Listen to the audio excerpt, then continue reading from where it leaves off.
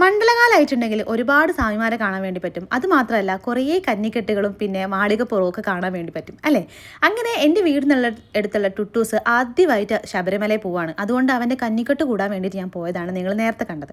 അതിനുശേഷം ഞാൻ എൻ്റെ വർക്കിലേക്കൊക്കെ നിന്നു. അതിനുശേഷം വർക്ക് കഴിഞ്ഞ് വരുന്ന സമയത്ത് ചായ കുടിക്കാൻ ഭയങ്കരമായിട്ട് ക്രേവിങ് വന്നു. ഈ രാത്രി സമയത്ത് ചായ കുടിക്കണമെങ്കിൽ അതും നമുക്ക് ചായ ആസ്വദിച്ച് കുടിക്കണമെങ്കിൽ ഞാൻ ശരവണവയലിലാണ് പ്രിഫർ ചെയ്യാറ്. വേറെ ഒന്നുമല്ല, ആ ആംബിയൻസും അതുപോലെ തന്നെ ആ ചായയുടെ ടേസ്റ്റും. പിന്നെ വേറൊരു പ്രത്യേകിച്ച് പറയേണ്ട കാര്യം, അവിടെ ടംബ്ലറിലാണ് ചായ കിട്ടുക.